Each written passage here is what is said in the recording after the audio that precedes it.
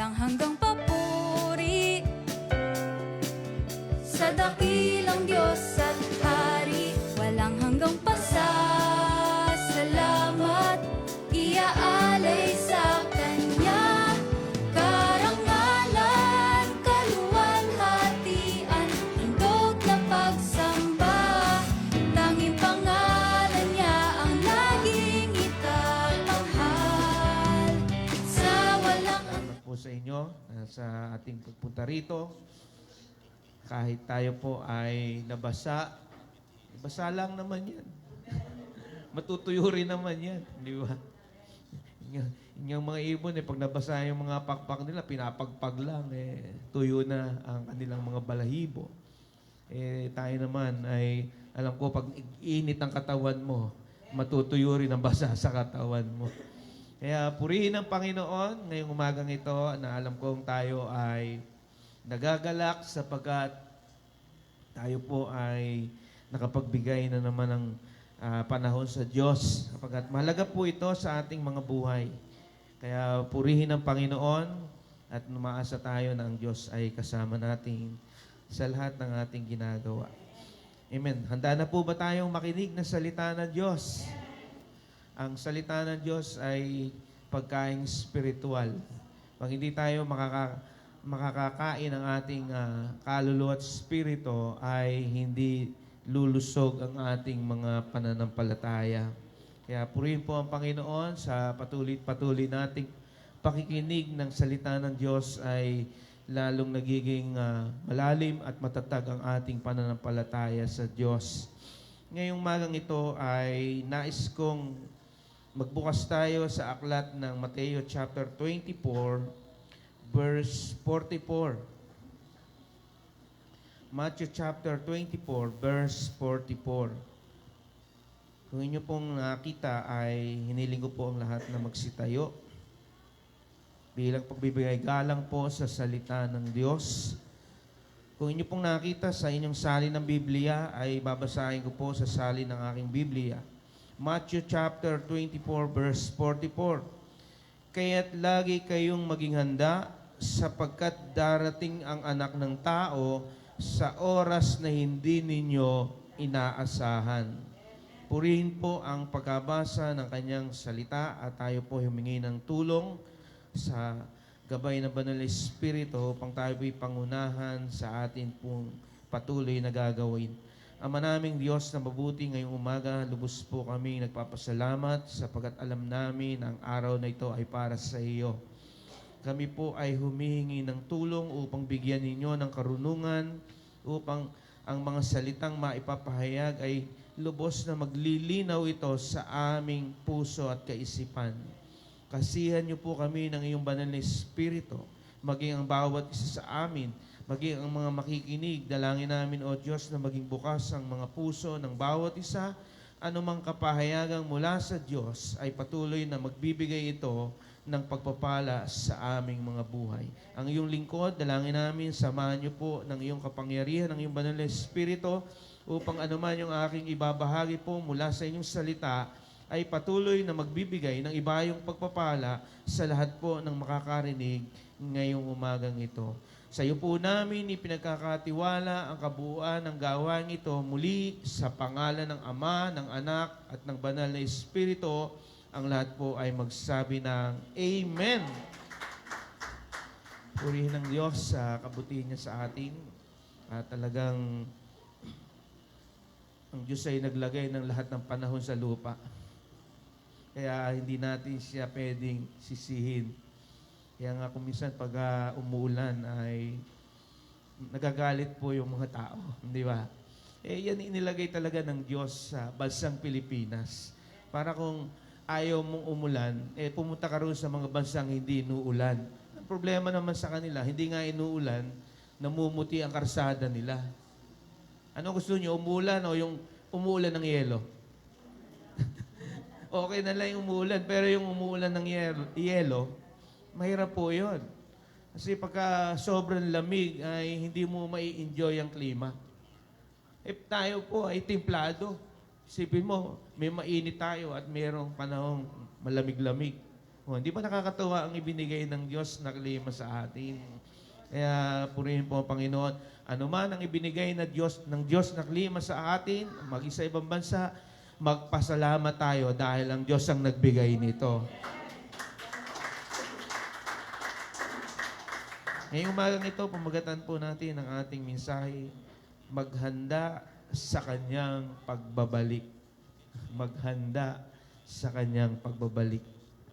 Bagamat palasak na po ang salitang ito, ay lagi po itong ipinapaalala sa atin sapagkat alam kong ito ay makakabuti lalo na nga sa mga Kristiyano at mga hindi pa kumikilala sa Diyos kung sila po ay maniniwala. Sa lupang ito, naniniwala po ako maraming pinaghahandaan ng tao, di ba? Maging ang ating future ng ating buhay, di ba? Nung isilang ka rito ay may mga plano na kayo sa inyong mga anak, may plano na kayo sa inyong sarili, at kung ano pa yung mga bagay na inyong gagawin. Di ba? Pagka nandoon po kayo doon sa ganung kalagayan, ay iniisip niyo yung mabuti yung mangyayari. Alam ko, ang pagpaplano dito sa lupa, ito po ay makakabuti rin sa atin. Pero ang sinasabi ng salita ng Diyos ay higit nating pagplanuhan ito. At huwag nating pababayaan sapagkat ito po ay napakahalaga sa buhay ng tao. Lalo sa panahon po natin ngayon. Kaya nga, ang mga panahon natin ngayon ay panahon na mapanganib. Kabi-kabila ang nangyayaring mga sakuna, mga kalamidad, na kung titingnan natin ay hindi ito kayang kontrolin ng tao. Ang makakapigil lamang nito ay walang iba kundi ang Diyos. Kaya nga kuminsan sasabihin nila ay, pag nandito ako sa lugar na ito ay safe na ako. Ang safe na lugar lang ay sa presensya ng Diyos o sa Diyos na ating kinikilala sa ating buhay. Maraming nangyayaring mga trahedya. Halimbawa, kagaya ng pagsabog ng bulkan. Di ba? Ang pinatubo po ay isang matagal ng panahong nananahimik na bulkan. Iyan ay nung sumabog, ay talagang napakarami pong nilubog na lugar.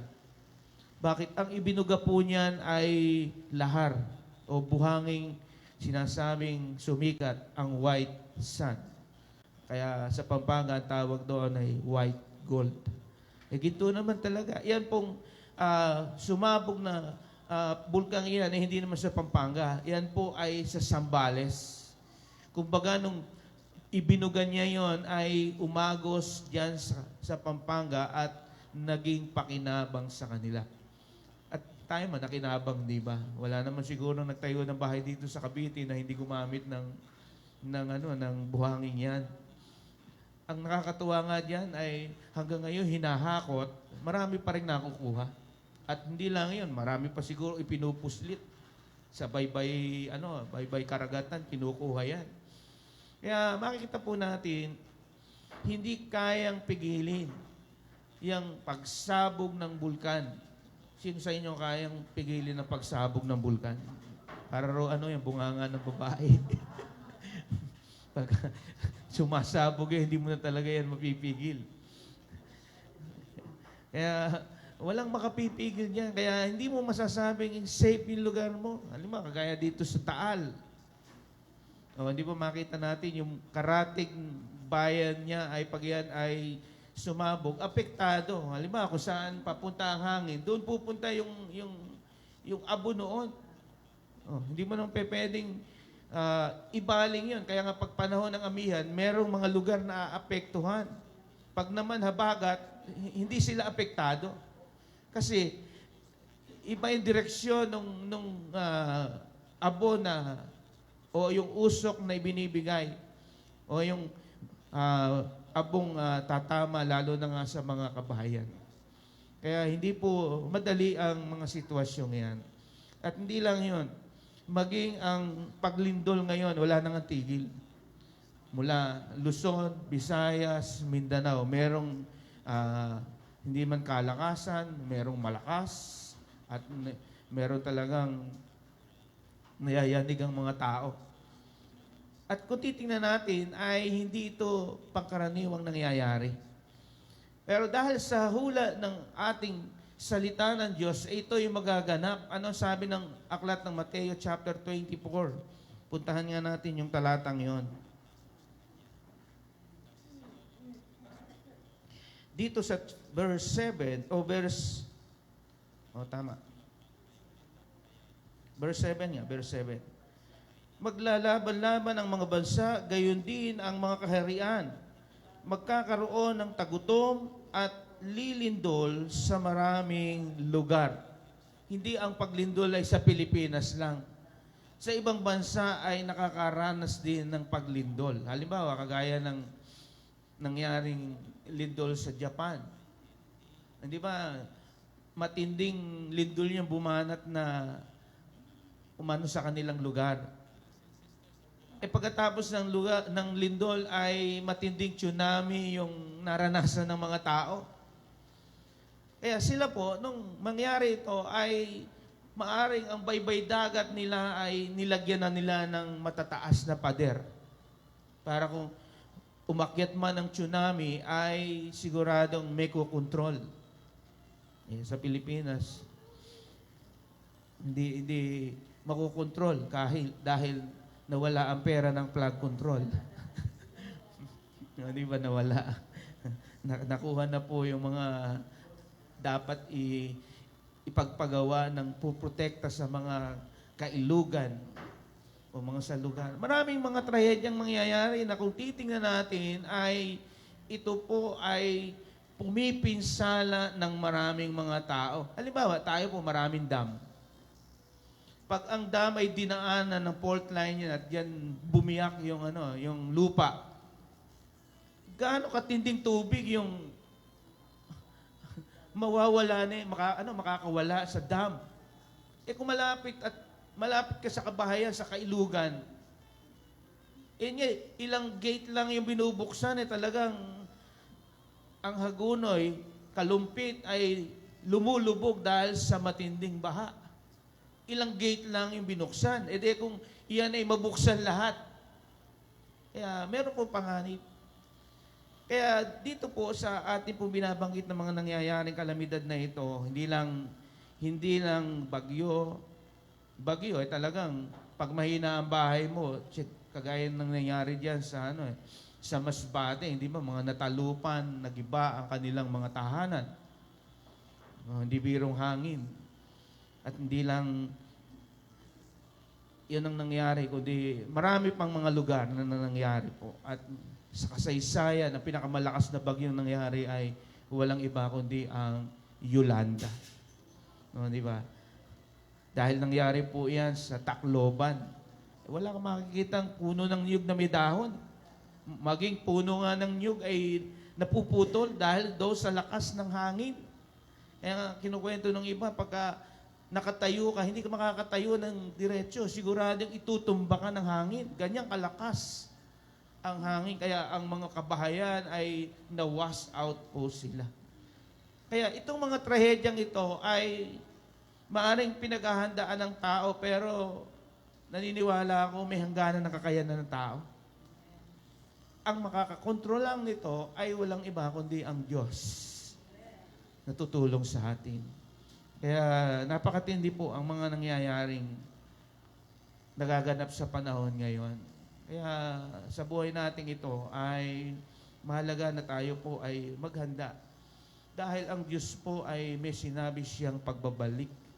At hindi lang yun. Ang sabi pa nga natin, sabi po dito sa verse 7, ulitin lang natin, maglalaban-laban ang mga bansa, gayon din ang mga kaharian, magkakaroon ng tagutom. Binanggit na kanina yung lindol, ngayon ay sabi, magkakalaban-laban ang mga bansa. Alam niyo po ba, pagka bumangon ang mga higanting bansa at naglaban-laban yan, ano po ba ang mangyayari sa daigdig na ito? Lalo na nga ang mga bansang nakagawa na ng mga pampasabog. Sa bugang daigdig na ito, naniniwala ba kayo roon? Halimbawa, ang China, lahat ng kanilang armas, ang Amerika, ang ating pang ibang mga mayayamang bansang nakapag-produce na sila ng mga armas na hindi simpleng armas. Talagang nagwawasak ng mga bagay na mababagsakan. Kaya kung yan po ay mga kumilos, maging ang North Korea, di ba? Ang North Korea parang laruan lang sa kanila yung mga missiles nila. Kaya ano ang mangyayari sa daigdig na ito? Kaya yung lugar na ito ay hindi na talaga safe. Isipin mo, pepening magdala sila ng mga pampasabog, dadaan sa ilalim ng tubig at bigla na lalabas. O di ba? Meron kasi may mga submarine. Mga panghipapawid. Kaya nga pagka binagsakan po ang mga lugar, kaya kung tayo po ay didigmain at babagsakan ng matitinding armas, mga bomba, pulbus po tayo. Kaya sa sitwasyon po ngayon ay iyon ang mga pinaghahandaan po ng mga taong nananakop upang ang mga bansa ay maging kanila. Pero hindi ito po makakabuti, lalo na nga kung magkaroon ng matinding digmaan. Sa wari ba, magkakaroon pa ng magandang komunikasyon. Mawawala na yung mga internet na yan. Ano ba kabuluhan ng pera mo? Sa totoo lang, kahit marami kang perang idiniposito sa bangko, walang kuryente, mawi-withdraw mo ba yan? Kahit sibakin mo yung ATM machine, gaano ba ang laman nun? Kaya wala pong pwedeng masabi na anumang bagay na ininvest niya ay makukuha agad niya. Ang sabi roon ay magkakaroon doon ng matinding tagutom. Sa totoo lamang po, pagka nagkaroon ng matinding tagutom, lugi ang mga taga Maynila. Anong makakain nila? Sabi ko nga nung Friday kahit kangkong, talbos na, katawan na ng kangkong kakainin pagka wala na talagang makain. Bakit? Sa matinding tagutom.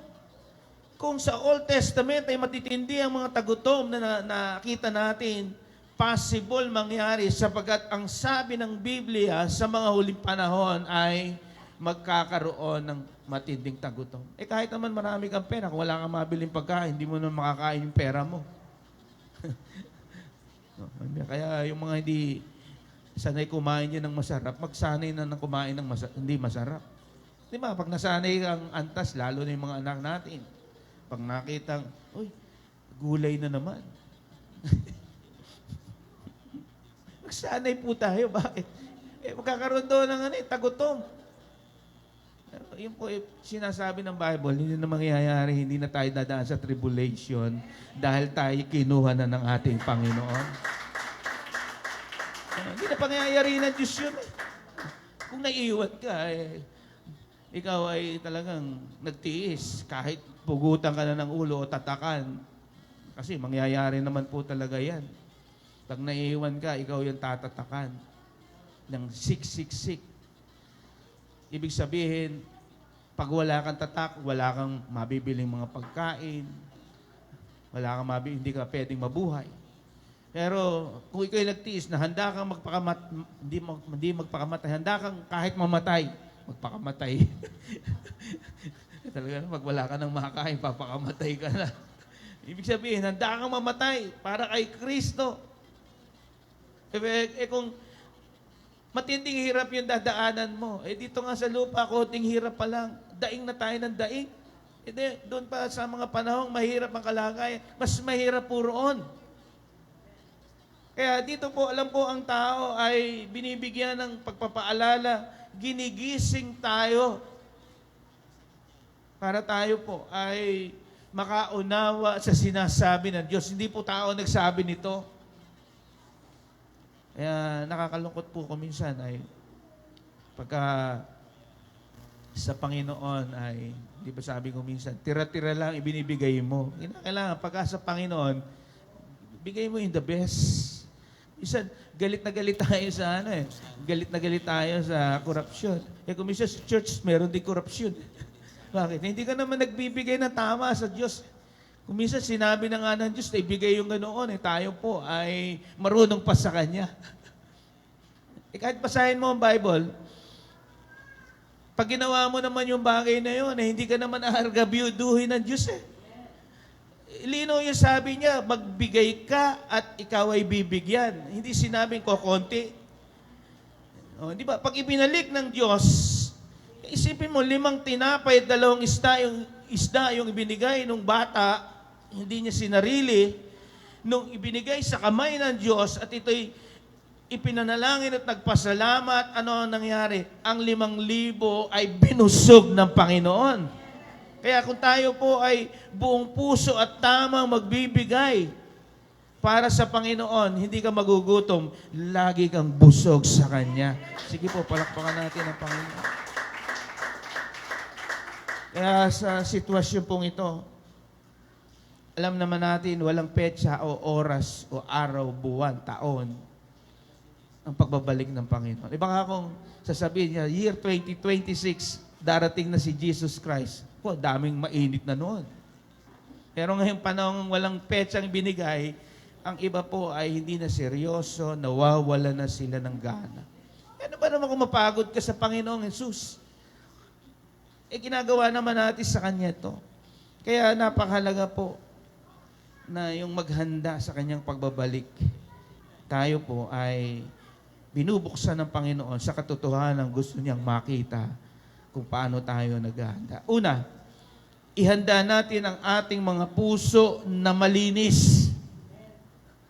Mahalaga po ang puso natin ay malinis.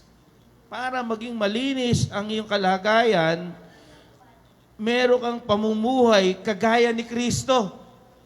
Ito po ay sinasabi ni Apostol Pablo sa 1 Corinthians chapter 11 verse 1. Anong sabi niya? 1 Corinthians 11 verse 1. Tularan ninyo ako gaya ng pagtulad ko kay Kristo. Ibig sabihin, si Pablo ay naging isang halimbawa na meron siyang pinagkukunan kung ano ang gagawin niyang tama. Di ba, pag meron tayong kinokopyahan ay lalo't maganda. Maganda yung kakalabasan. Sino ba yung ginagaya, tinutularan ni Apostol Pablo? Ang Panginoong Jesus. Kung paano napalo din siya, binilanggo, hinagupit, pinahirapan. Pero hindi siya sumusuko sa kalagayan ng kanyang buhay. Kasi gusto niyang tularan ang kagaya ng ating Panginoong Jesus.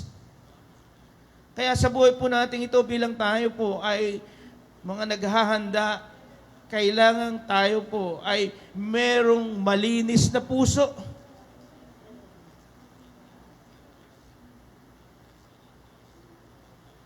Kung titingnan ba ang puso natin ngayon ay makikita ng Diyos na malinis? Buti na lang ang Diyos mabiyaya na naglagay sa atin na, sige, patatawarin ko kayo. Hindi ba napakabait ng Diyos? Ang pagpapatawad niya ay biyaya ito sa ating buhay. Ala naman tatayo sa ating pare-pareho na siya'y karapat-dapat. Sa biyaya lang ng Panginoon dahil marami tayong kasalanan, marami tayong pagsuway, marami tayong pagrereklamo na pag nahihirapan na tayo ay para bang hindi na gumagawa ang Diyos sa iyong buhay. Marami tayong tanong sa Diyos. Nasasabi ng iba ko minsan, Lord, naglilingkod naman po kami sa inyo. Bakit ganito nangyayari sa akin? Di ba ganyan nangyayari? Bakit naglilingkod ako? Ay ganito nararamdaman ko sa katawan ko. Meron ako sakit. Mahirap naman po talaga maramdaman meron kang sakit.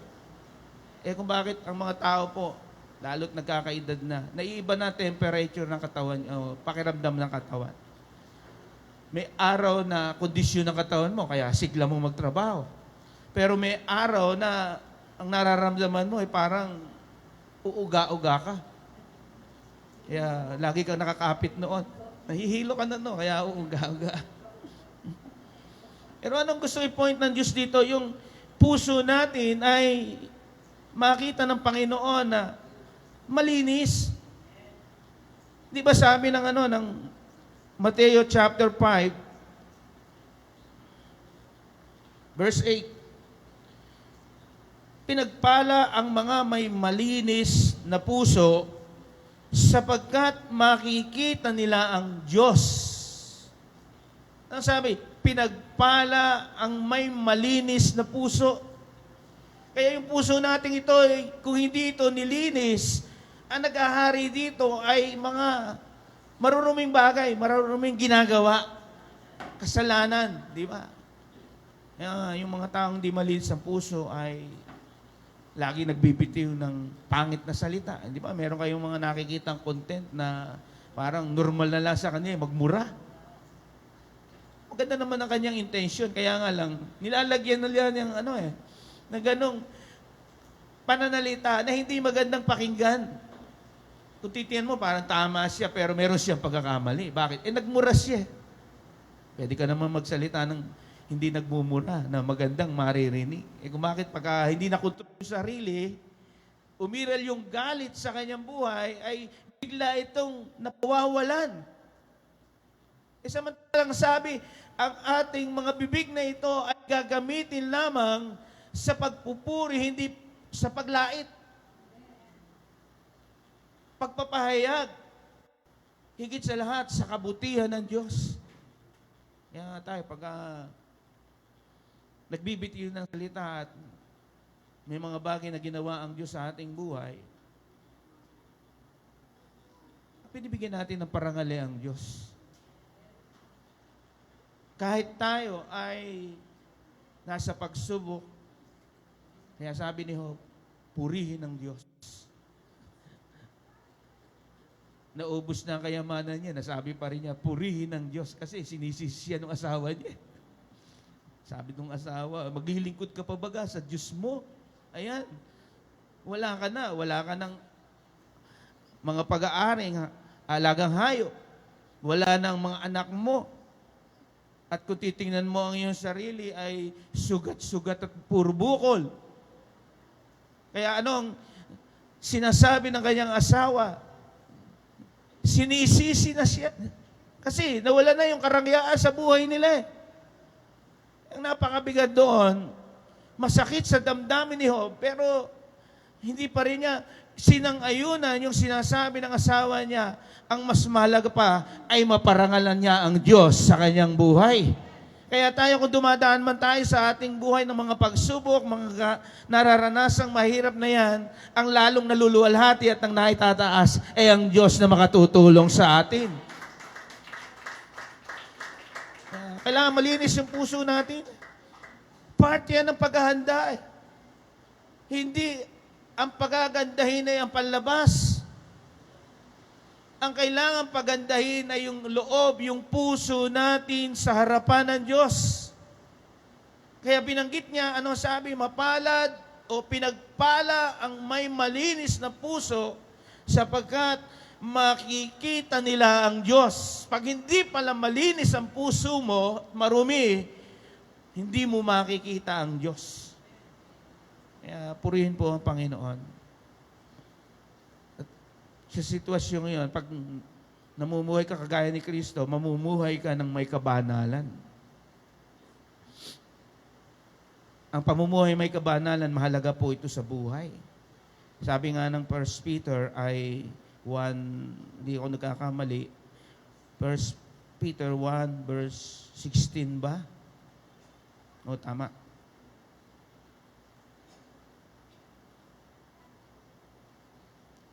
Sa 15 po, taas natin, sorry.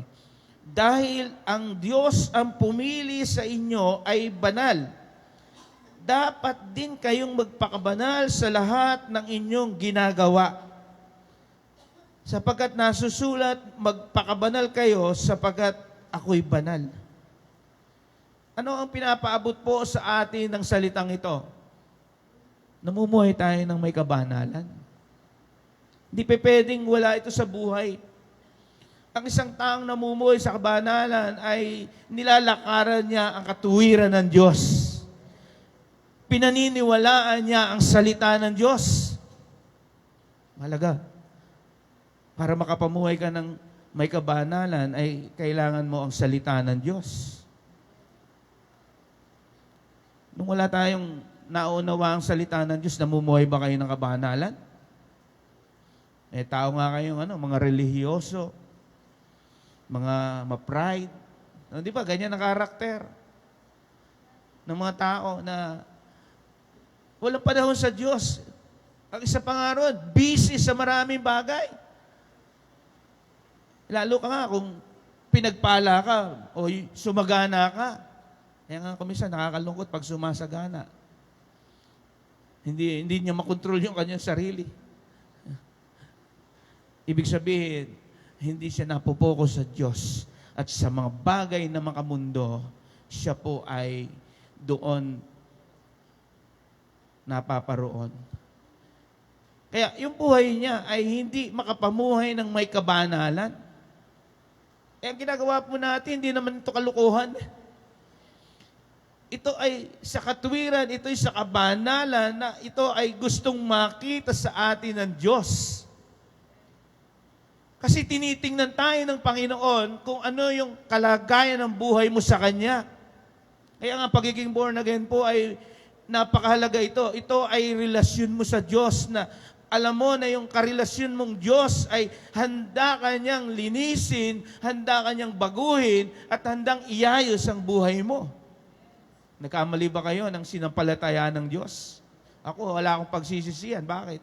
Nung naniwala ako sa Kanya, naranasan ko ang paggawa ng Diyos sa buhay ko. At sa inyo man, hindi nyo masasabing ang Diyos ay hindi gumawa sa inyo.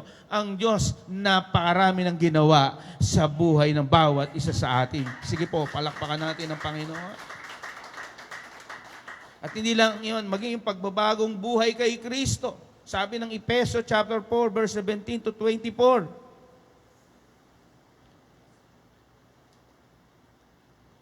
Okay, nakita nyo na po ba? Efeso chapter 4, 17. Sabi ito, sa pangalan ng Panginoon, binabalaan ko kayo, huwag kayong mamumuhay tulad ng mga hindi sumasampalataya. Walang kabuluhan ang kanilang iniisip at wala silang pag-unawa. Dahil sa kanilang kamangmangan at katigasan ng ulo, wala silang bahagi sa buhay na kaloob ng Diyos. Sila'y naging alipin ng kahalayan at wala na silang kahihiyan. Wala na silang inatupag, kundi pawang kalaswaan. Hindi ba nakita natin ngayon, ang mundo ay punong-puno na ng kalaswaan. Kaya yung medyang yan, yung internet na yan ay pinulyot ng kaaway. Kaya buti na lang, kahit paano may mga nasisingit na masipag na nangangaral ng salita ng Diyos. Ang ipinapahayag magbago na kayo.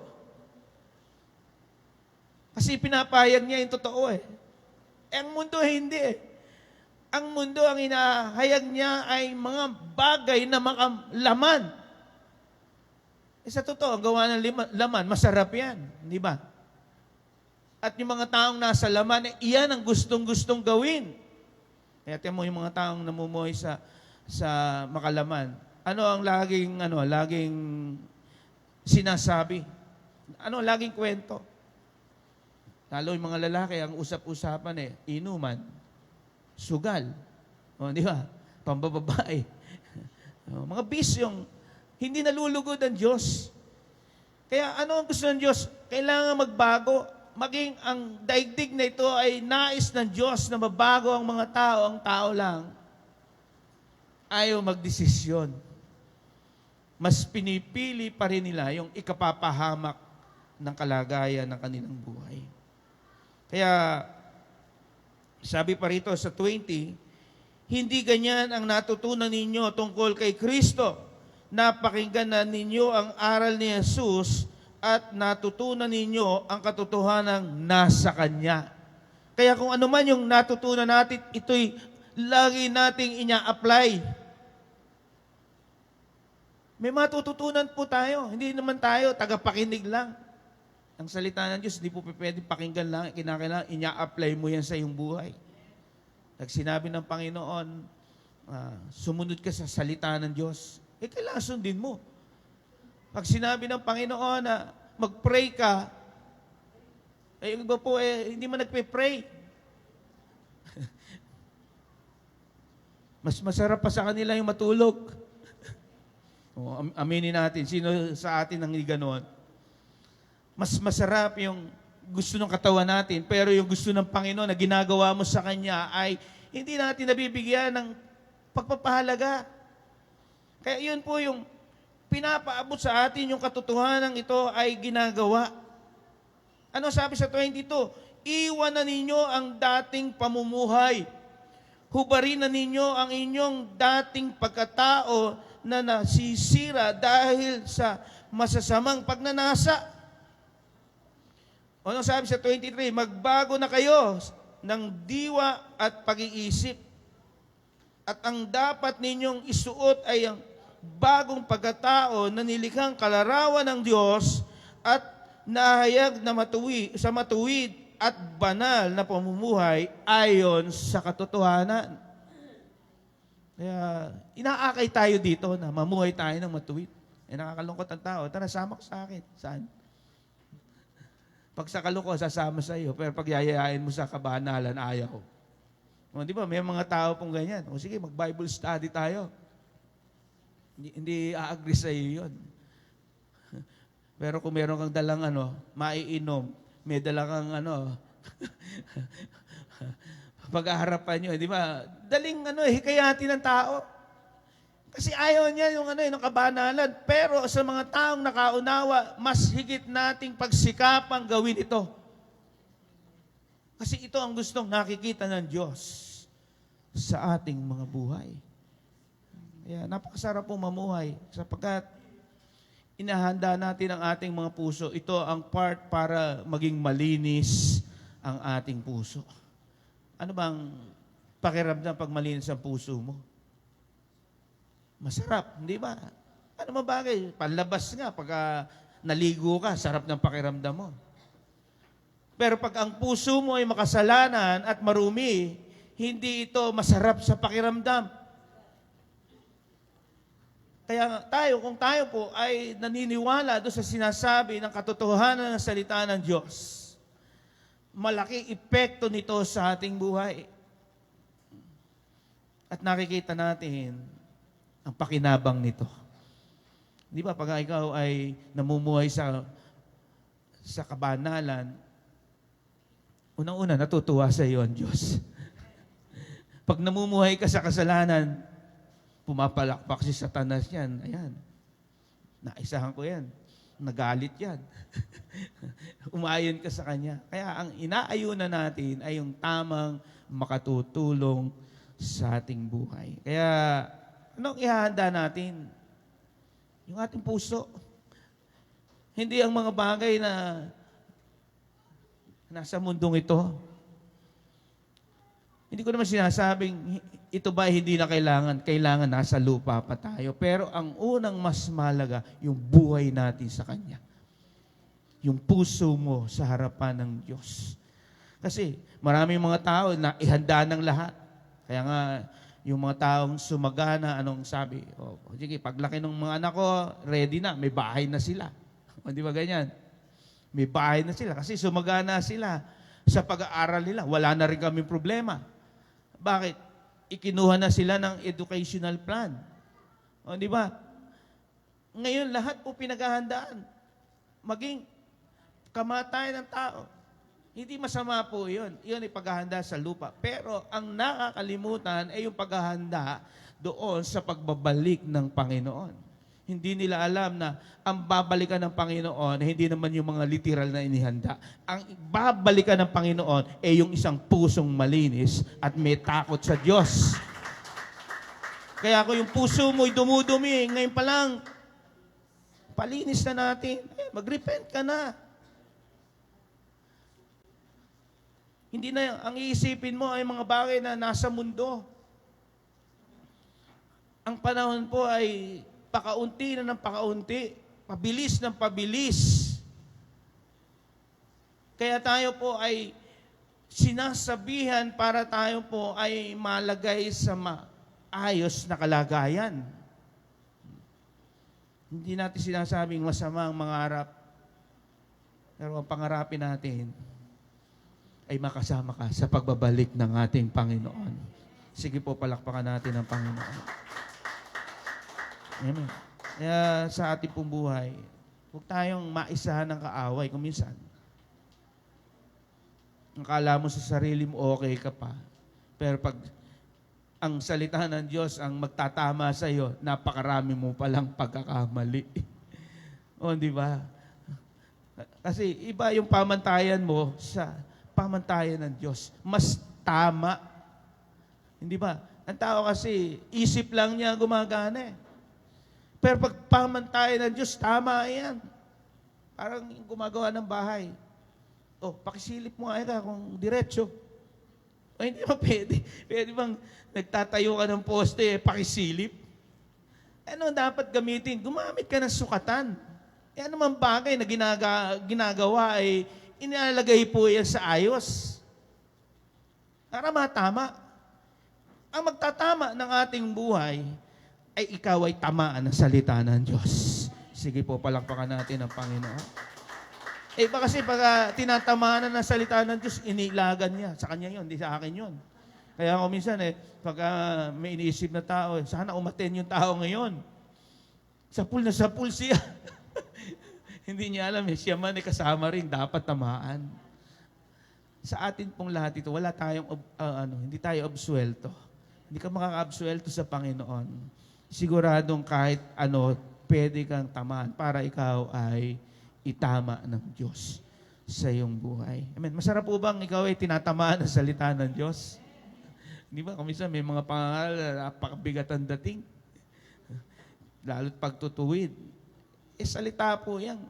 Talagang maririnig mo na mararamdaman mo dahil may kapangyarihan niya ang Diyos. Kaya nga, Panginoon, pag nag-review kay may matindi, lalo yung mga taong ayaw maniwala sa Kanya. Ano sabi sa Kanya? Ng mga taong sa lamuhan ng ating Panginoong Hesus. Kayong mga lahing ulupong. Ibig sabihin, napakasasamang tao. Pero gustong ituwid, itama ng Panginoon. Isipin mo yung mga taong marurunong ay pinangungunahan. Isipin mo yung isang taong mahaba ng panahong binubuhat na lang. Nung makitang palakarin ng Panginoong Hesus, nagreklamo ang mga Pariseo, anong kalapastangan ang ginagawa niya na nagpapatawad siya? Yan, Diyos naman talaga may karapatang magpatawad. Nagagalit yung mga tao. Mas pinangungunahan niya, marunong pa sila sa Diyos. Pero sa kalagayang ito, kaya tayo sinasabi ng salita ng Diyos sapagkat gustong itama yung kalagayan ng ating buhay sapagkat kasama ito sa kahandaan sa pagbabalik ng ating Panginoon. Kaya purihin po ang Panginoon. Bagong buhay kay Kristo. Kung meron man tayong mga pagkukulang sa Panginoon, masasabi mo, Lord, pupunan ko na po para magawa ko pinakamabuti para sa iyo. Kaya sa buhay natin ito, kailan ka pa mag-aayos kung kailan huli na? Hindi ba? Ng buhay. Ngayon ang pag-aayos. Kaya nga, may mga tao sa kana ako magbabago. Masarap ka ang nasa mundo. Ang mahirap po kasi kuminsan yung mga kasama mo ang nanghihikayat sa iyo. Dapat ikaw ang nakakahikayat, ikaw ang nahihikayat. Dapat ikaw na ilaw, magbibigay ka ng liwanag sa mga nadidiliman. Nakakalungkot liwanag ka, kalaunan ikaw ang nalalambungan ng dilim nila. Huwag ka papayag kasi mas mabuti ang ginagawa mo ay mas mabuti para sa Diyos at kailangan ito ay gawin mo dahil yun ang ipinapagawa ng Panginoon. Kaya ihanda po natin ang ating mga puso na malinis. Kasi ito ang qualified. Ito ang standard ng Panginoon, pag malinis ang puso mo, pwede kang makasama sa pagbabalik. Pumalakpak nga ang gustong makasama sa kanyang pagbabalik. Pangalawa, magpakasipag na gumagawa sa paglilingkod sa Panginoon. Alam niyo po, ang paglilingkod natin ay hindi naman sa taon lang. O pagiging Kristiyano mo ay ilang buwan lang ay tapos ka na. Habang tayo po ay nabubuhay sa lupang ito, nais ng Diyos na tayo po ay hindi tumitigil sa paglilingkod sa Kanya.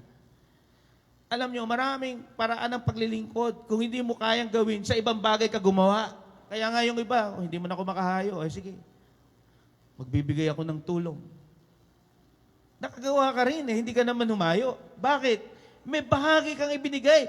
Sapagkat tayo po ay may kani-kanyang ibinigay na kaloob ng Diyos.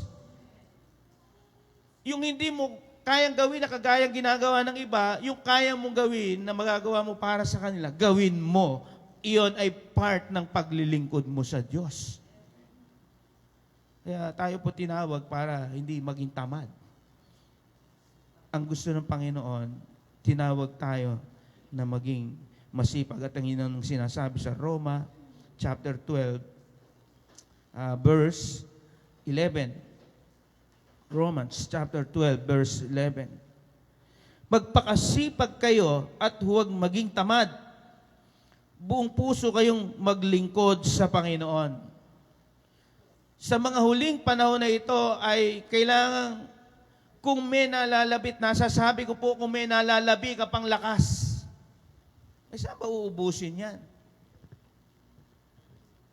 Hindi ba? Ang gusto ng Panginoon sa Kanya mo ubusin yung lakas.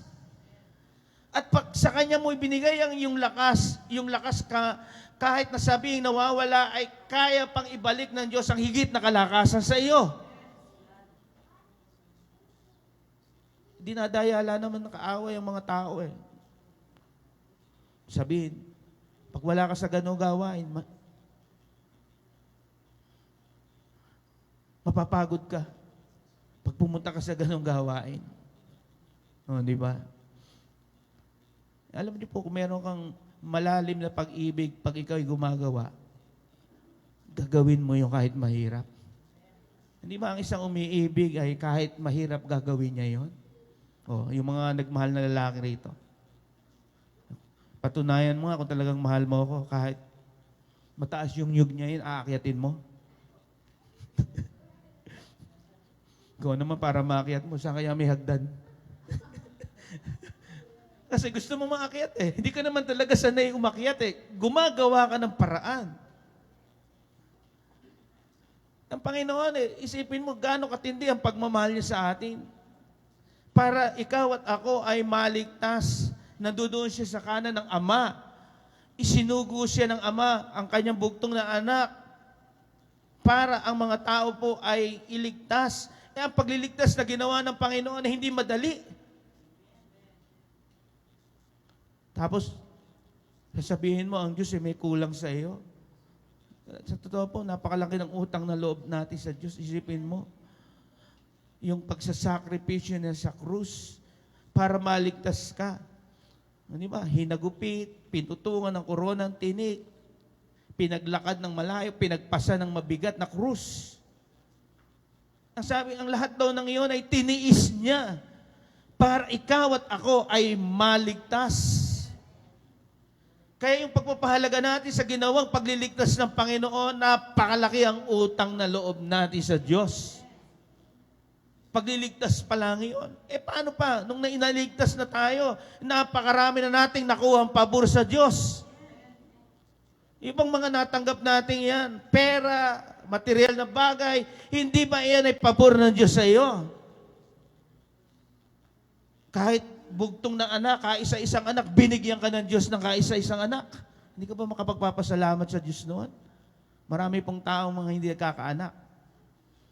Pero yung mga binigyan ng Diyos, isang napakalaking pagpapala po sa kanilang buhay. Kaya sa buhay po natin ito, bakit hindi tayo magpapakasipag? Alam naman natin, ano sabi? Ang lahat ng inyong ginagawa ay hindi nasasayang. kitang-kita ng Diyos ang iyong ginagawa sa Kanya. Kaya maglingkod po tayo sa iba-ibang kaparaanan. Kaya kung ano ang ipinagpapagawa sa iyo, gawin mo na yung pinakamabuti. Eh, yung mga ginagawa ngayon na hindi naman minsan lang, lagi. Ulit-ulit. Di ba? Ulit-ulit kang atin sa church. Kung sana, nasa maalawang ang kalagayan na pag sumakay ka na sa sasakyan, pagbaba mo doon na yung church. Hindi, dadaan ka pa at lalangoy pa yung binti mo ron sa sa malalalim na baha. Hindi na issue yun ang mahalaga. Kahit mahirap, kaya mo pa rin maglingkod sa Panginoon. Sige po, palakpakan natin ang Panginoon. Dito po ay, alam naman natin ang kasaysayan ni Noe. Kilala ba niyo si Noe? Di ba? Sa chapter 6 ng Genesis ay ganito po ang mababasa natin. Kaya ito pong taong ito ay makikita natin na ayos ang kalagayan ng kanyang buhay. Bakit? Sabi sa Genesis chapter 6 verse 9, sabi dito, ito ang kasaysayan ni Noe. Matuwid at mabuting tao si Noe. Nung kanyang kapanahunan, namumuhay siya ayon sa kalooban ng Diyos. Siya'y may 3 anak na lalaki, sina Sem, Ham, Japet. Maliban kay Noe, masasama ang lahat ng tao sa paningin ng Diyos at laganap ang karahasan sa lahat doon ng dako. Sa panahon niya, sino lang yung matuwid? Si Noe. Nakita pa rin ng Diyos. Kaya kahit kaisa-isa na lang matuwid, nakikita pa rin ng Diyos. Mas lalo sa panahon ngayon, marami nang matuwid, marami nang nakikitang tama ang buhay ang Diyos na binago ng Panginoon. Kaya dito, gumawa si Noe, hindi madali po ang paggawain ka at dito naman sa mga ipinagawa sa kanya ay may mga sukat. Di ba sabi dito sa verse 13, sinabi ng Diyos kay Noe, napagpasyahan ko ng lipuli ng lahat ng tao sa daigdig. Umabot na sa sukdulan ang kanilang kasamaan. Gugunawin ko na sila kasama ng daigdig. Ang Diyos nagkagalit. Kasi masama ang tao Kaya sa panahon natin ngayon, kaya nangyayari yan ay maaaring dahil sa kasamaan ng tao. Buti na lahat, maraming namamagitang Kristiyano. Lord, kahabagan mo po ang aming bansa. Diba? Ganyan ang pray natin. Maligtas pa rin sila kahit sila po ay nakagagawa ng kasalanan.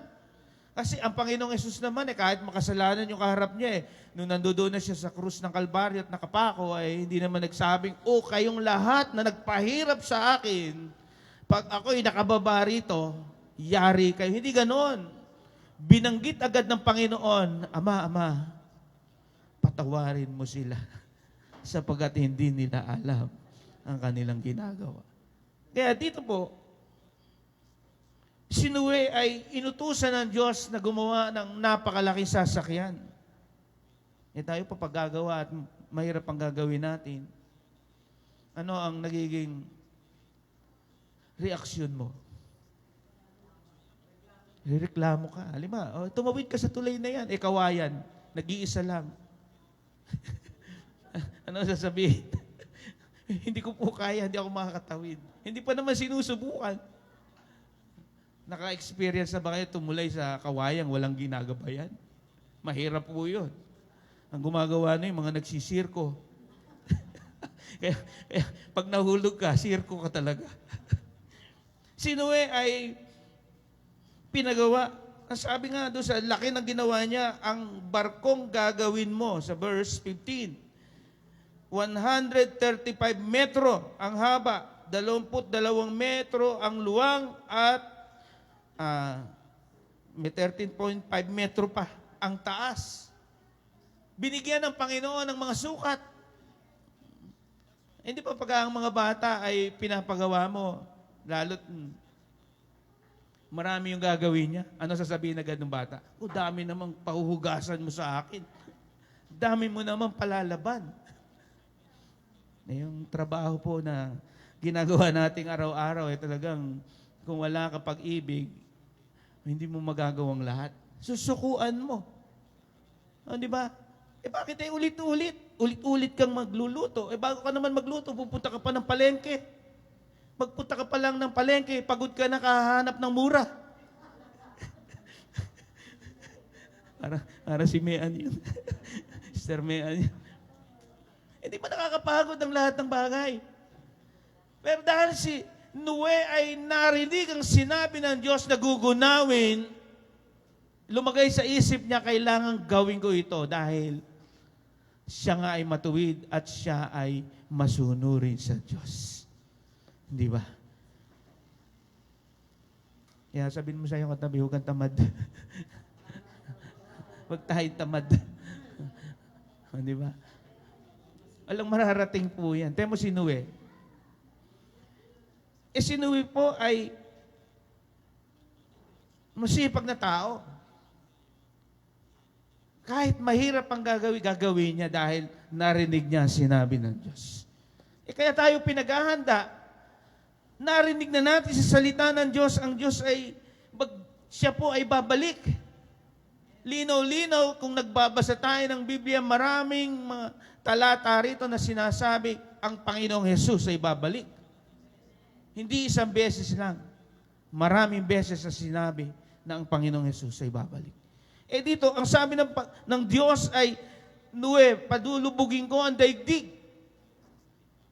Kaya nung si Noe ay pagawain ng daong, ang age po niya ay 500. 500 taon.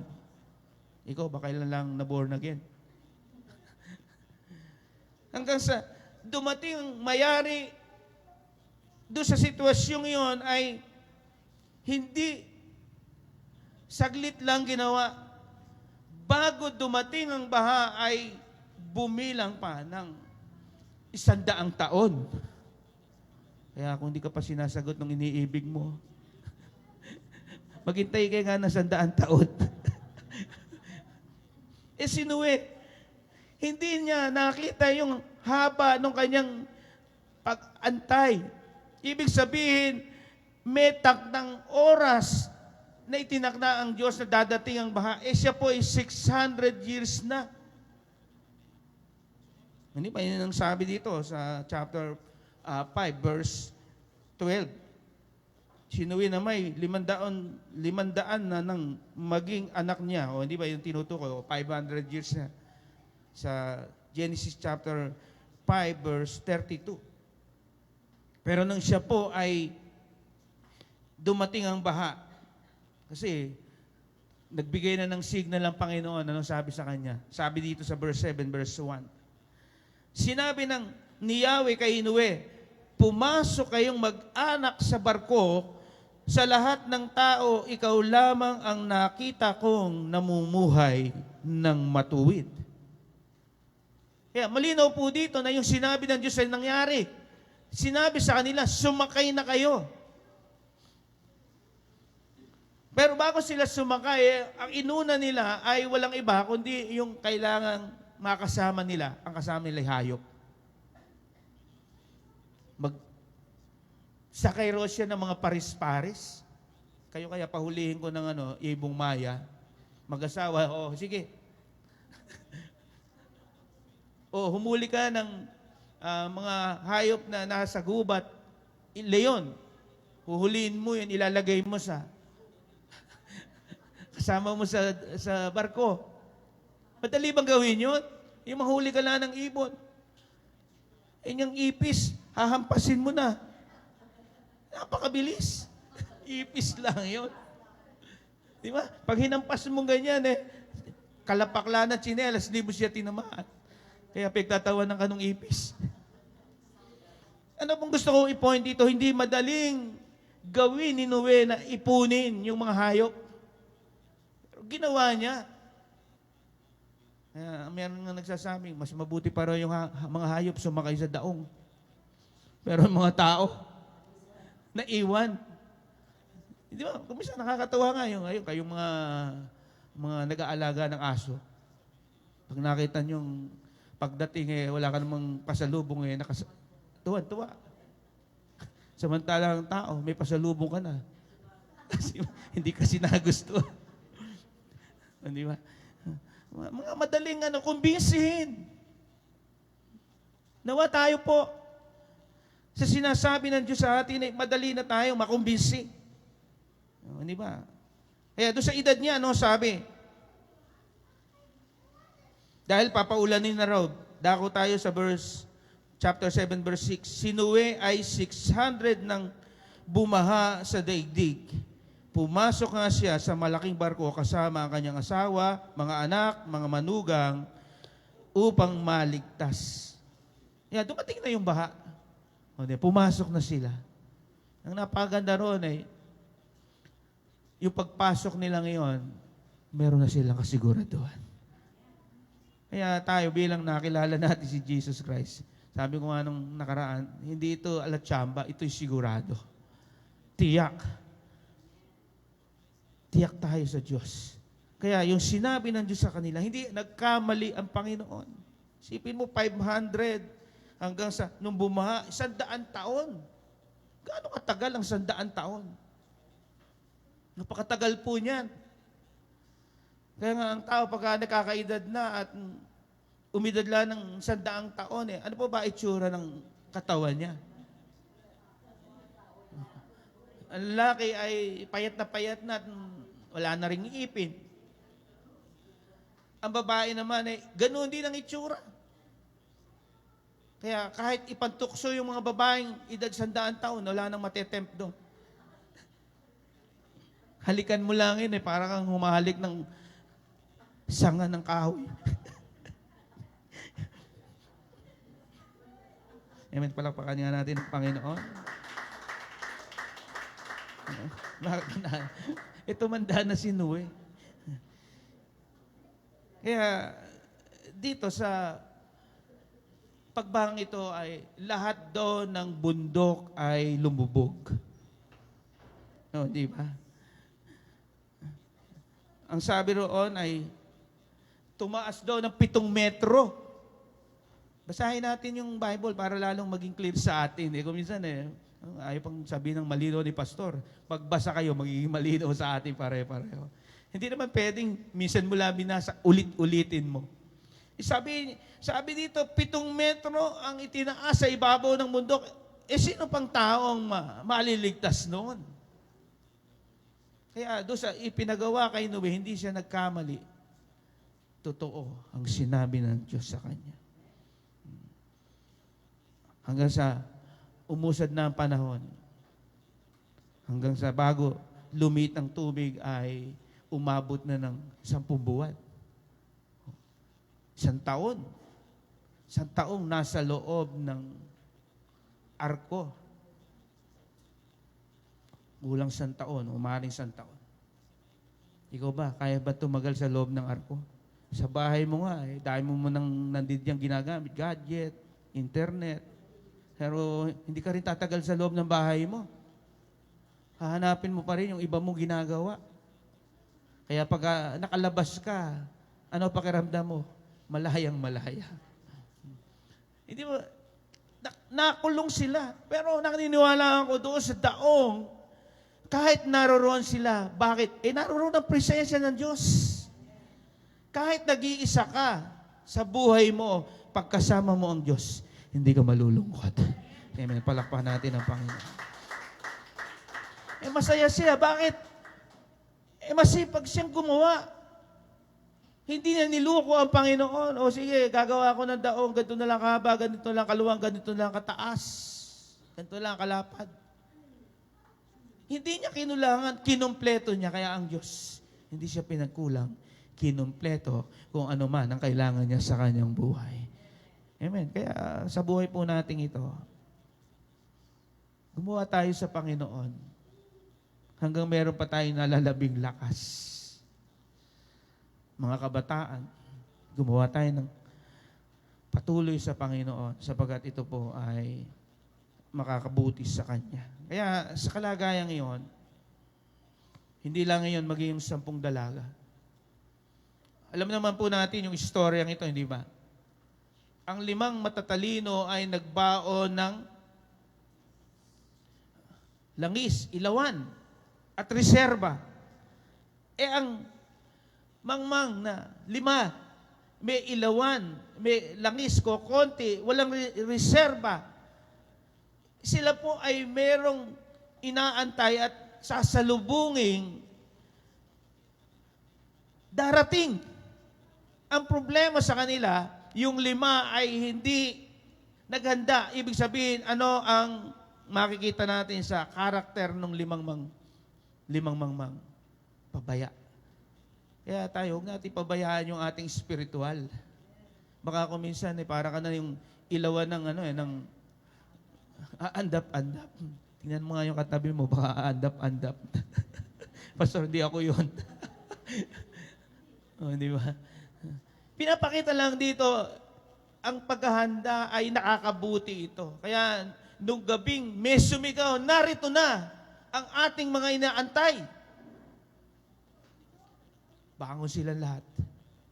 Ang problema, ang mangmang, walang langis, kokonti, walang reserba, aandap-andap. Makakasalubong ka ba, madilim yung lalakaran mo. Itong matatalino ay may ilawan na, may langis, may reserba pa. Kaya nung dumating ay, nung huli na, saka sila nagkukumahog. Naghanap ng mabibilahan. Nakabili naman. Ang problema,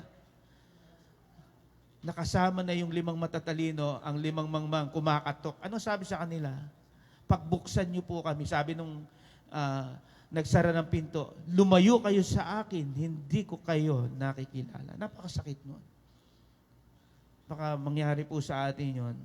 Akala natin tayo ay nasa church sa hindi ka pala kasamang sa plano ng Diyos. Amen. Pangatlo, minamadali ko na, nararamdaman ko naiinip na kayo eh.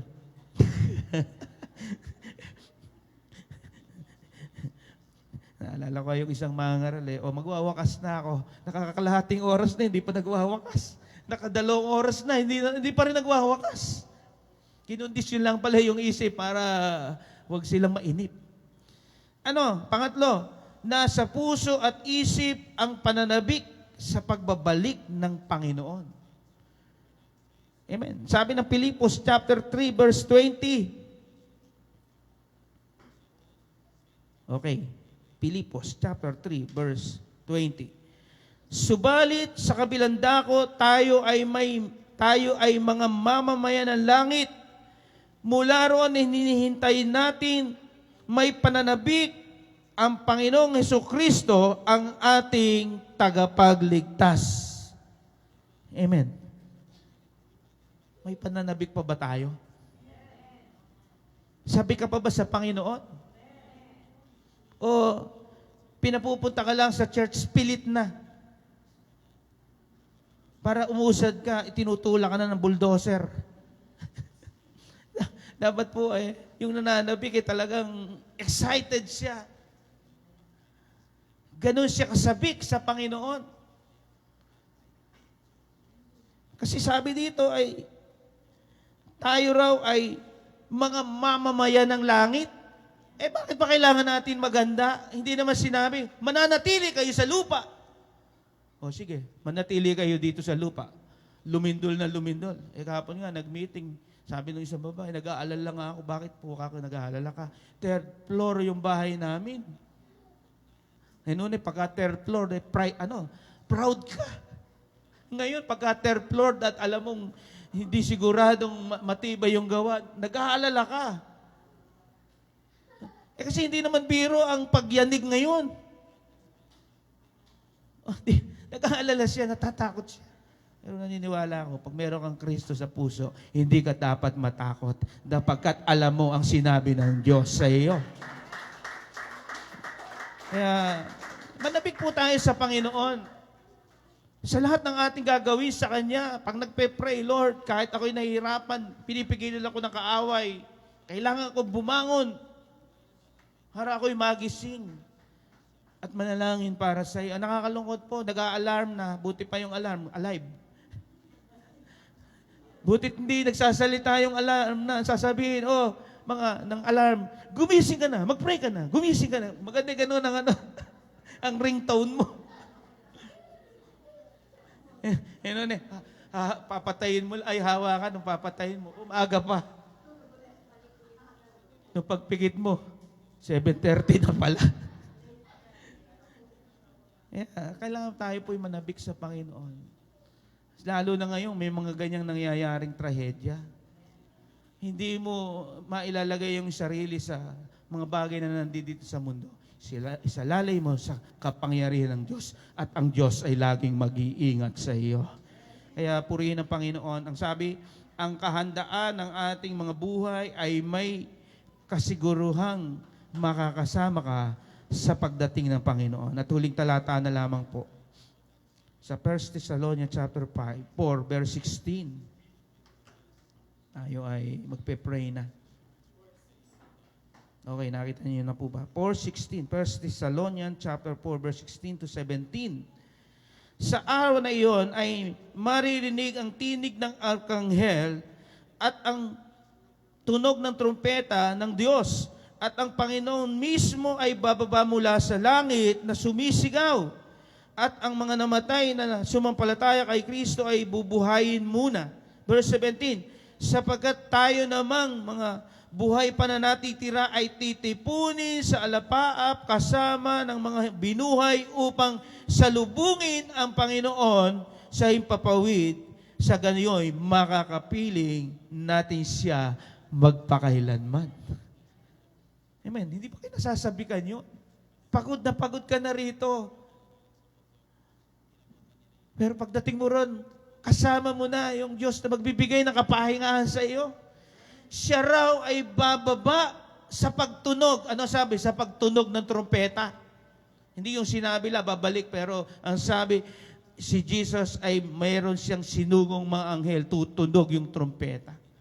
At kasama siyang bababa. Ang sabi roon ay mula sa langit, bababa mula sa langit na sumisigaw. Ano kaya sinisigaw ng Panginoong Hesus? Mga anak kayo, mga anak ko, halina kayo. Kaya kung ikaw'y anak ng Diyos, hindi ka maiiwan, aangat ka, kasama, at dadali ka sa langit na bayan na inihanda ng Diyos. Kaya maghihanda po tayo sa pagbabalik. Gawin natin ang mga bagay na spiritual. Wala tayong pagkatalo. Tagumpay ang ibibigay sa atin ng Panginoon. Kaya, ang layunin ng Panginoong Hesus sa mundong ito ay para iligtas tayo. Di ba napakabuti po niya sa atin?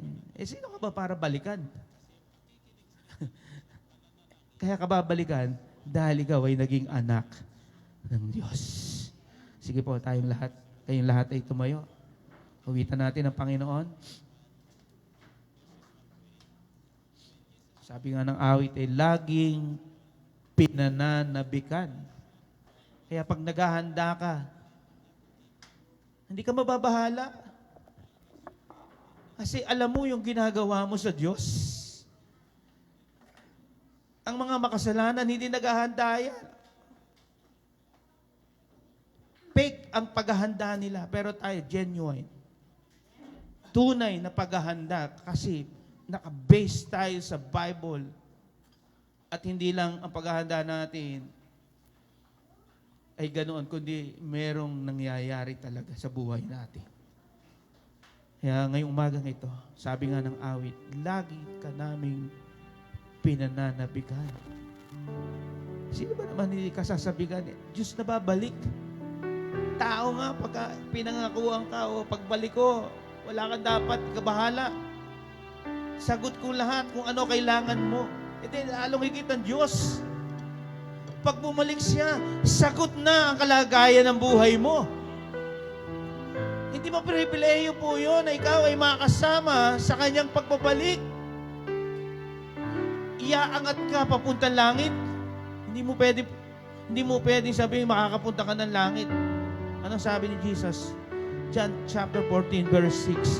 Ako ang daan ng katotohanan at ng buhay, walang makapupunta sa Ama kundi sa pamamagitan ko.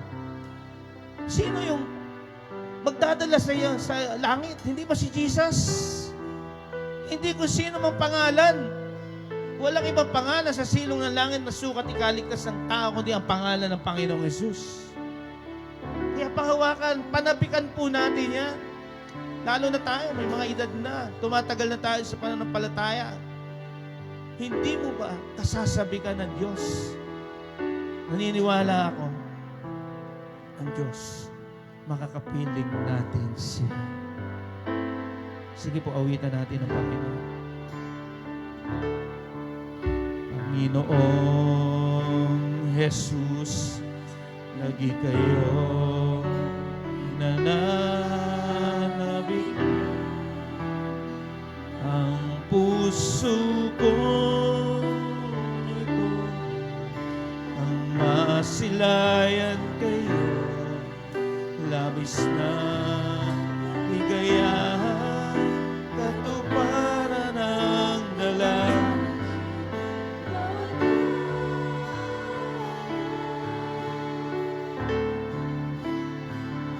Panginoong Jesus, ilagay natin sa ating mga puso ang pananabik sa Diyos. Dinadaya lang tayo ng kaaway. Malapit na ang kanyang pagdating, sapagkat sa mga sinabi niyang mga palatandaan ay nagaganap na. Kaya kami ay lalong nananabik sa pagdating ng Panginoong Jesus. Oh, hallelujah! Aking Panginoon, yes Lord, kayo ang kalakas. Bagamat may mga bagay na nangyayari sa daigdig, nagbibigay ito ng mga panghihina sa mga Kristiyano. Pero kung maintindihan natin ang sinasabi niya na ang kanyang pagbabalik ay malapit na, naniniwala akong higit mo siyang kinasasabikan. Hindi man natin nakita unang kanyang pagdating sa lupa, sa kanyang ikalawang pagbabalik, ay makikita natin ang kagandahan ng ating Panginoong Jesus. Oh, thank you, Lord. Salamat po, Panginoon. Nanabikan. Sabihin natin, oh, Panginoong Jesus, aking Panginoon, aking Panginoon,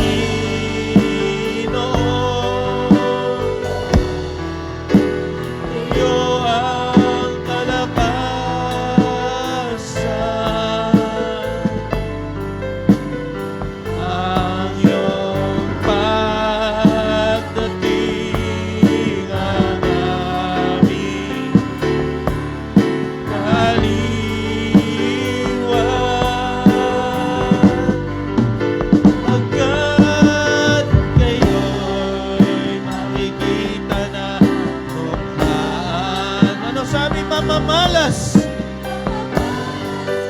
ang iyong kagandahan. Panginoong Jesus, lagi kayong pinananabikan. Yes, Lord. Hallelujah. Mga kapatid, huwag tayo panghinaan ng loob. Meron mang mga nangyayari sa daigdig, kabi-kabila ang mga kalamidad. Pero ang pangako ng kanyang salita ay malapit na ang kanyang pagbabalik. Naniniwala kami, Panginoon, malapit na po kayong dumating. Kaya sa puso namin, kayo po ay aming kinasasabikan. Kaya mga kapatid, anumang sitwasyon ang iyong nararanasan sa buhay, maaring nalulungkot, nangihina, nakikita mo sitwasyon ng iyong sarili, maaring meron kang sakit. Huwag mo tingnan yan. Ang tingnan mo ay ang Diyos na darating sa iyong buhay. Hallelujah. Ang darating na ito ay dadalhin tayo sa kapahingahan at sa buhay na walang hanggan. Kagaya ni Noe, hindi niya binaliwala ang sinabi ng Diyos. Kahit umabot ng 100 taon ang kanyang pag-iintay. Isipin natin 100 taong nag-iintay, hindi nainip. Kasi alam niyang sinabi ng Diyos na babaha, palulubugin ang daigdig. At nakikita ni Noe na masama ang tao at siya lang ang matuwid. At siya lang kinalulugdan ng Diyos. Kaya naniniwala ako, hindi isa lang ang matuwid sa panahon natin ngayon. Marami nang babalikan. At higit sa lahat, ang babalikan ng Panginoon ay ang kanyang mga anak. Sige nga po, purihin natin ang napakabuting Diyos. Ikaw ay anak ng Diyos na babalikan. Hallelujah. Oh, yes, Lord. Panginoong Jesus, lagi kayong pinananabigan. O aking Panginoon, Panginoon, Panginoon,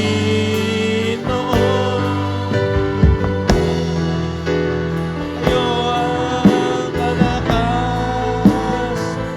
Pag iniisip natin ang balik ng Panginoon, ay nagiging kalakasan natin ito. Hindi ka dapat malupaypay at manghina.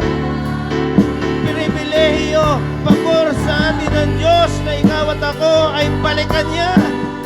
Nasabi ng Panginoon, kung saan daw siya naroroon, isasama ko kayo. Napakasarap maramdaman na ang Diyos ay kasama. Ngayon nga dito sa lupa, pag ang Diyos ay kasama natin, higit na kaligayahan ang nararanasan natin sa Kanya. Oh, yes, Lord. Pinananabi ka.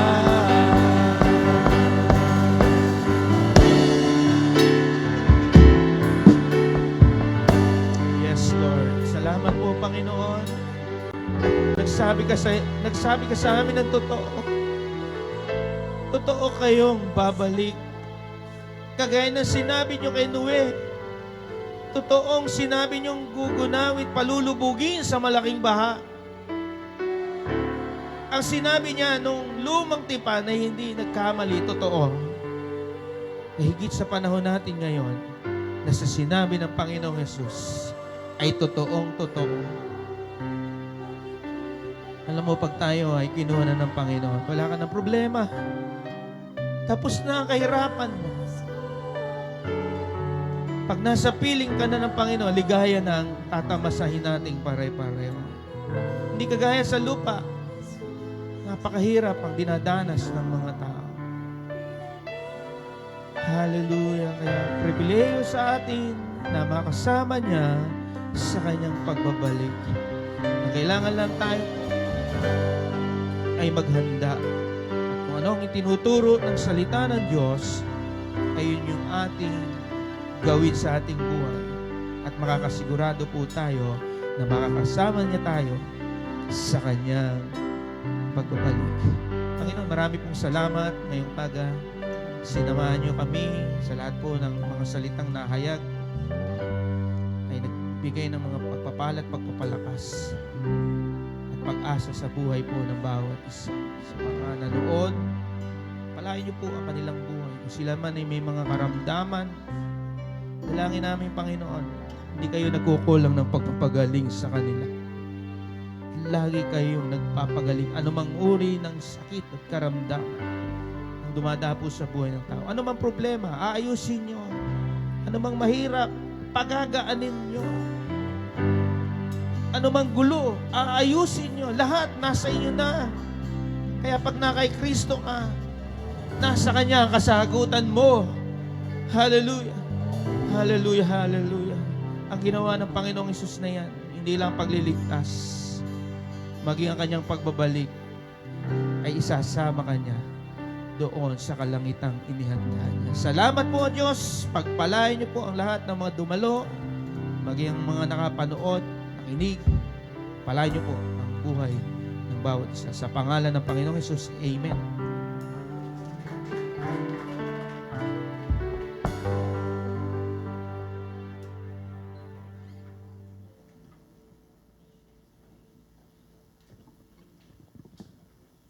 Hallelujah.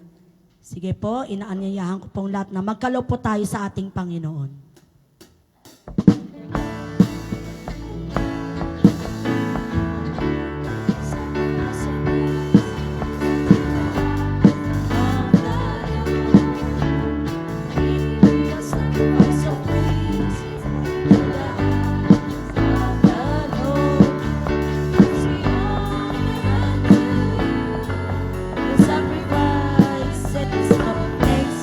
Amen. Hallelujah.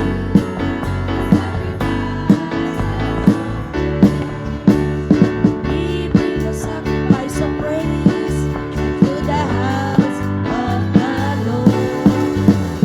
We bring the sacrifice of praise into the house of the Lord. As we offer unto you sacrifices of praise. Amen. Thank you, Lord. Hallelujah. Sacrifices of praise. Sacrifices of praise. Amen. Hallelujah. Sige po, ituon po natin ating mga kamay sa mga kaloob. Hallelujah. Hallelujah. Purihin po kayo, Panginoon. Mabuti po kayong Diyos. Maraming salamat po sa inyo, Panginoon, sa mga pagpapala, o Diyos, na aming mga natatanggap sa araw-araw. Salamat din, Panginoon, na isang pribilehiyo na kami magbalik, Panginoon, sa inyo ng pasasalamat sa pamamagitan ng mga handog namin na ito. Dalangin po namin na pagpalain niyo po ang mga anak niyo na nagkaloob, ano man po yung mga pinagkukunan ng bawat isa. Lord, hanap buhay man ito o negosyo, kayo po yung mag-ingat nito, kayo po yung magpalago at magpasagana nito. Maging Lord, ang mga salaping ito, dalangin namin, ito ay magamit pa sa ikalalawak ng iyong mga salita. Marami pang mga kaluluwa ang maliligtas, O Diyos, sa pamamagitan ng mga kaloob na ito. Salamat po, Panginoon, maging nangangasiwa nito. Biyayaan niyo po sila ng karunungan, katalinuhan, Panginoon, sa pagmamanage nito. Salamat po, Panginoon, sa inyo po namin tinitiwala ang mga kaloob na ito. Purihin po kayo, Panginoon, sa pangalan ni Jesus. Amen. Sige po, purihin na ating Panginoon. Tayo po'y magsitayo na bilang pangwakas na pananalangin. Hallelujah. Hallelujah. Salamat sa mabuting Diyos. Hallelujah. Hallelujah. Hallelujah. Purihin kayo, Panginoon. Salamat sa ginawa niyo, Panginoon, sa natapos naming gawain. Salamat sa pagsama niyo, Banal na Espiritu. Tunay nga na hindi ka tumitingin sa bilang namin, Panginoon. Nakita niyo yung puso namin na laging nananabik na makapakinig ng iyong mga salita. Salamat, Panginoon, sa mabuting balita na aming narinig, O Diyos. Bagamat ito'y pagpapaalala sa amin. Salamat. Lagi kayo nagre-remind sa amin, Panginoon. Dahil nais nyo na lagi kami maging handa. Dahil tiyak ang iyong pagdating, Panginoong Jesus. Tiyak, Panginoon, tiyak na tiyak ito, Panginoon. At kailan nyo nakakaalam nito. Kaya tulungan nyo po kami, O Diyos, na lagi kami maging handa. Panginoon, maging masigasig sa paglilingkod sa inyo. Ariin namin, Panginoon, yung bawat araw, yun yung pagdating nyo upang magawa namin ang kalooban nyo, Panginoon. Hallelujah. Bigyan nyo po kami ng malinis na puso. Puso na kayo yung priority lagi, Panginoon. Na kayo laging inaalala namin, Panginoon. Hallelujah, hallelujah. At bigyan niyo po kami ng pusong laging nananabik sa pagdating niyo, O Diyos. Salamat po sa inyo, Diyos. Isang napakalaking pribilehiyo na kami makasama sa inyong kaharian, O Diyos. Dahil ito yung aming inaasahan talaga, Panginoon. Tulungan niyo po kami, O Diyos. Tulungan niyo po kami na makapanatili lagi sa inyo, O Diyos. Hanggang sa inyong pagdating, magawa namin yung kalooban, O Diyos. Hallelujah. Salamat po sa inyo, Panginoon, sa inyong mga salita. Tulungan niyo nga po kami na ito'y tumimo, Panginoon, matanim sa puso't isip namin. Lagi namin itong alalahanin, Panginoon, dahil hindi nga namin alam kung kailan kayo darating, Panginoon. Lagi kami maging handa. O Diyos, hallelujah, hallelujah, hallelujah. Glorify your name, O Lord Jesus. Napakabuti niyo pong Diyos. Napakabuti niyo po, Panginoon. Hallelujah. Hallelujah, hallelujah, hallelujah. Hallelujah. Sa langit, Panginoon, wala nang hirap, wala nang sakit, wala nang alalahanin sa buhay. Dahil ang lahat ng yun ay natapos na, Panginoon. Lord, makakapiling na namin kayo, Diyos. Hallelujah. Hallelujah. Purihin kayo, Panginoon. Salamat po, Diyos, sa natapos naming gawain, sa pagsama nyo, sa mga anak nyo na ginamit, sa mga nanood, sa mga pumarito, sa bahay-sambahan nyo. Pagpalain nyo po ang buhay ng bawat isa sa amin, O Diyos. At sa loob ng isang linggo uling darating, Panginoon, iniling namin ang mayamang pagsama nyo pa rin, Panginoon. Alam namin na kayo yung Diyos na hindi kailanman magpapabaya at mangiiwan sa iyong mga anak. Lubos po kaming magtitiwala lang sa inyo, Panginoon. Ano man yung mga nangyayari sa paligid, di kami matatakot, O Diyos. Dahil alam namin, ang Diyos na sinasamba namin ay makapangyarihan sa lahat. Ang may kontrol ng lahat ng bagay. Hallelujah, hallelujah. Sa inyo po namin pinagkakatiwala ang buhay namin, ang pamilya namin, ang lahat-lahat pinagkakatiwala po namin sa inyo, Diyos. Salamat po sa inyo, Diyos. Hinihiling din po namin ang pag-iingat nyo sa aming pansamantalang pag-iwaiwalay, ang mga uuwi, ang mga magbabiyahe, ang mga mag-alakat, O Diyos. Lord, alam namin na kasama namin kayo, Panginoon. Dahil mabuti kayong Diyos. Mabuti po kayo, Panginoon. Salamat po sa inyo, Panginoon. Purihin kayo, Panginoon. Hallelujah, hallelujah. Sa inyo po namin maingat na binibigay ang pinakamataas na papuri, parangal, pagsamat, pagdakila. Ito po ang aming samot panalangin sa pangalan ng aming Panginoong Jesus. Amen. Praise God. God bless po.